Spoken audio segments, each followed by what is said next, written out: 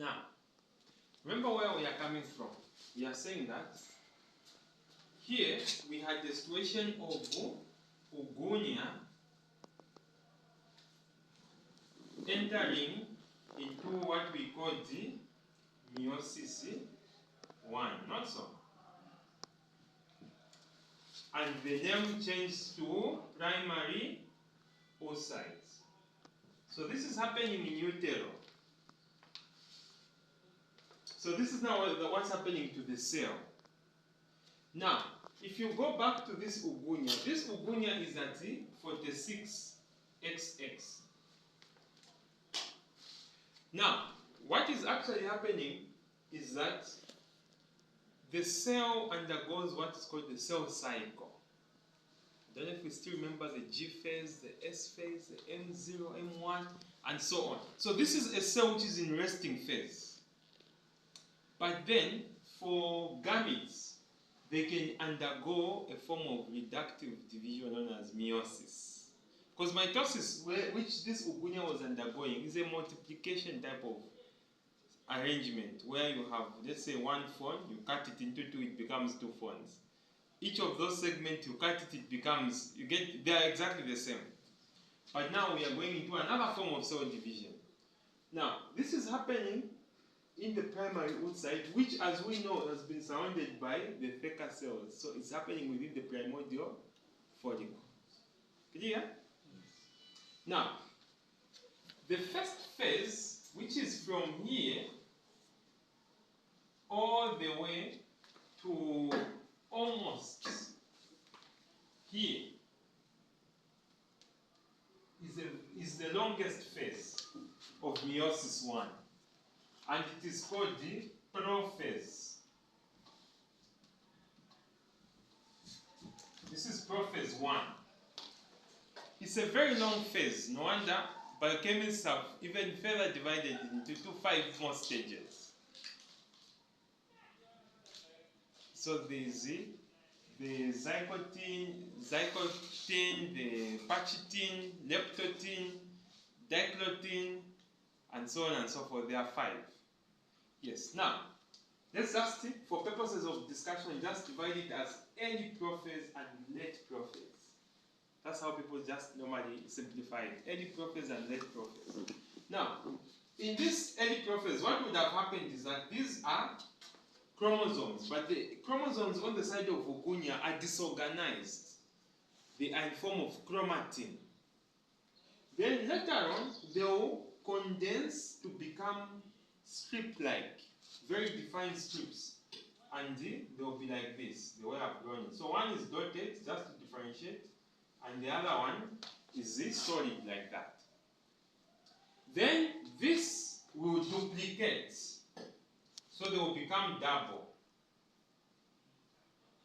And remember, depending on where this center is, there will be allocentric or whatever names you give to the types. But what we call that center is a centromere. And the short one will be the P arm, the other one will be the Q arm. Remember whenever you see these things in books? Yes. And depending on which position on the arrow, it will be P12, Q6, and so on and so forth. Now, let's imagine we are now in prophase. This is the primary oocyte.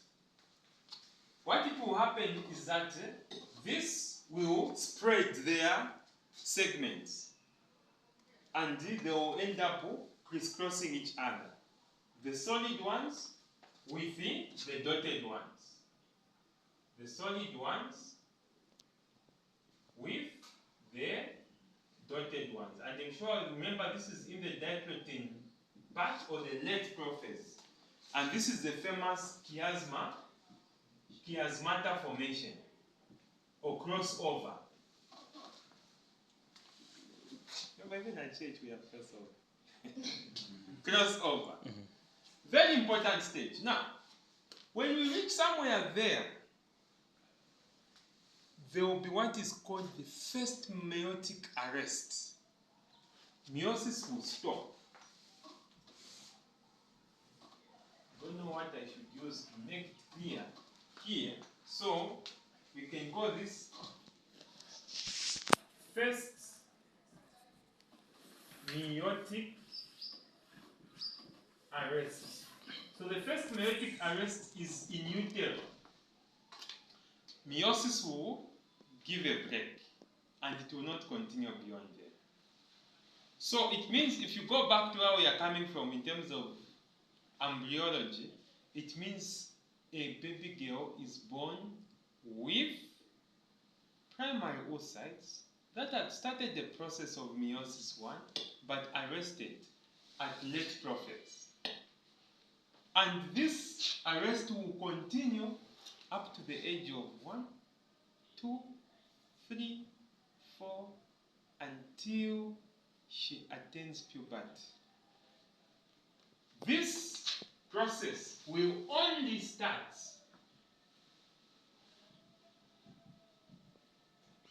just before ovulation, meaning at puberty. So whenever I see a young girl passing, I even cry when I'm on my own because I remember that her chromosomes have arrested late problems. A minute of silence for the young girl. Now, let's assume this process was to restart. This is one thing you need to know, and this is what Greco Mendel did not understand. Him, we had simplified genetics, but now we are using the non-Mendelian genetics because what explains Moya's son or daughter not resembling him, but the daughter resembles the grandfather. Haven't you seen those type of genetics? These are called internal variations. So there's a lot of changes happening within, because fertilization hasn't happened. Yet within your own cells, there are some variations which have started. And you see one of the variations is here, the other variations will be at another stage.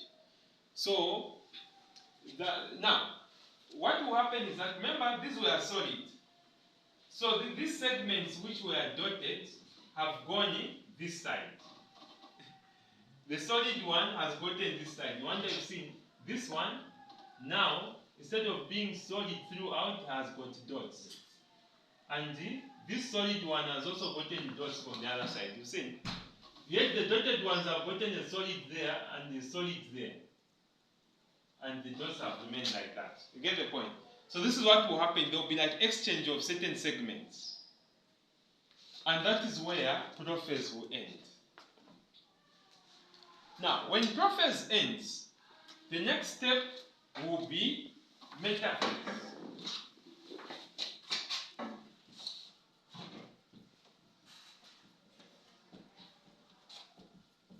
So in metaphase, what will happen is that this will do like, and is it anticlockwise? And this one will do clockwise. So we'll do them like this.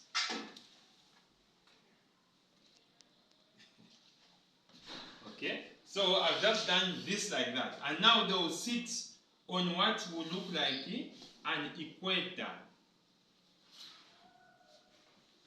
or equatorial plane. And then these ones are called the centrioles. They are part of the cytoskeleton. Then we have small strands there known as the mitotic spindle.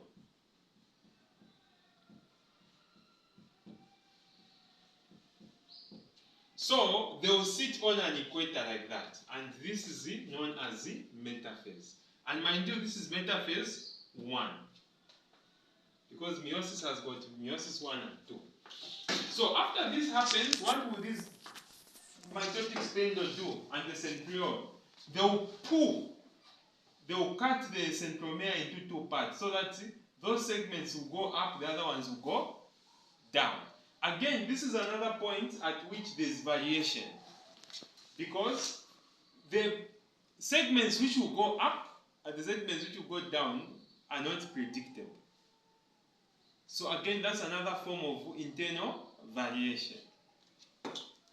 So this one is now what is known as anaphase.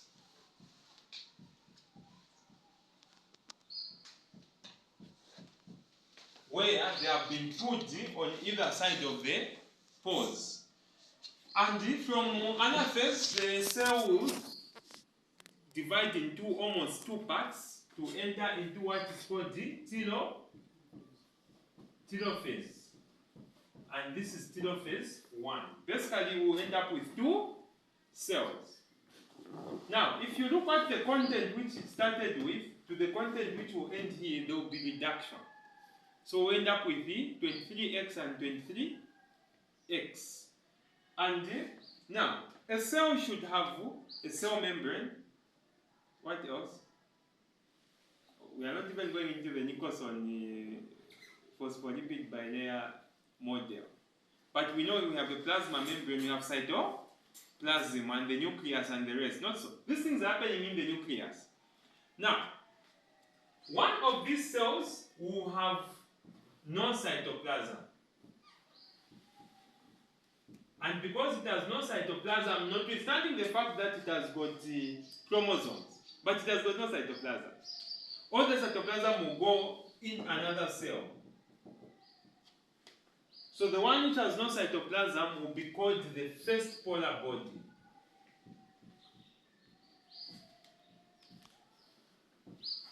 And then this one will become the secondary oocyte. It's clear? Now,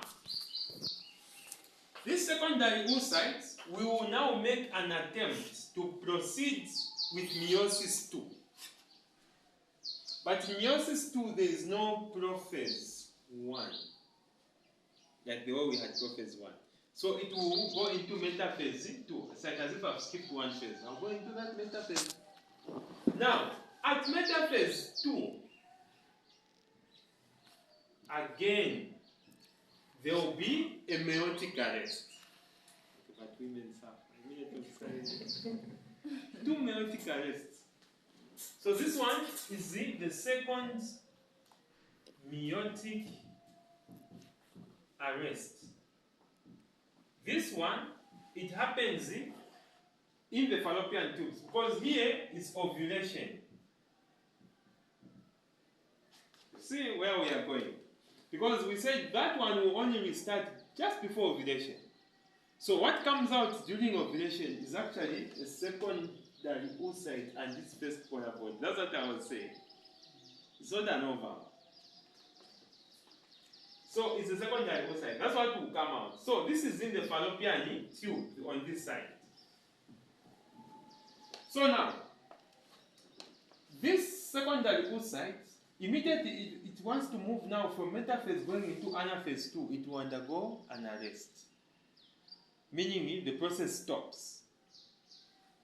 Now, when will it recommence? It will only recommence here, this arrow, to restart at fertilization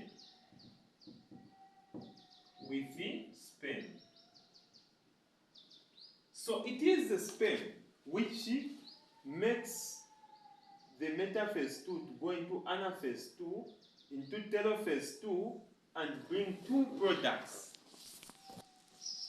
Again, one has no cytoplasm and it becomes the second polar body. And this other one becomes the ovum. So, sperm is what makes the ovum.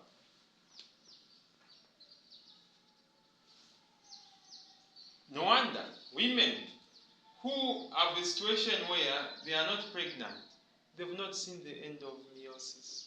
A minute of silence.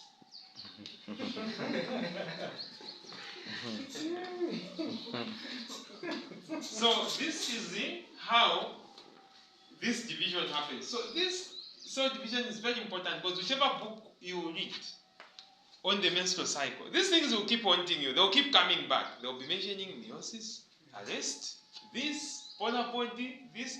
So just understand this simple cycle here. That the first meiotic arrest is at late prophase, and the second one is just after metaphase 2. On this other one, it's before ovulation or at puberty, which is a very long break between what started in utero to a number of years before the girl reaches puberty and has the first episode of ovulation. And this other one is a restart of the second meiotic arrest after the sperm fertilizes the secondary oocyte. So there are some processes called carigamy, and then they become one cell. And from here now, that's where that story continues. It almost completes the life cycle of a female. Because this ovum now will end up with the two blastomere, the morula, and it goes like that. Now imagine I'm mentioning a woman having a life cycle as if it's a mosquito. It's transport, yeah. Okay, so this is where I will end for today. Tomorrow we will look at the reproductive physiology. Now to understand the hormones, how the hormones come in terms of the two-cell triple and the protein hypothesis, the Becker cells, granulosa cells, and how estrogen and progesterone interplay, and what explains certain things that we see in a female, and also how we manipulate the system in terms of certain medications we give in the field of health. So with beta markers, we will complete the discussion.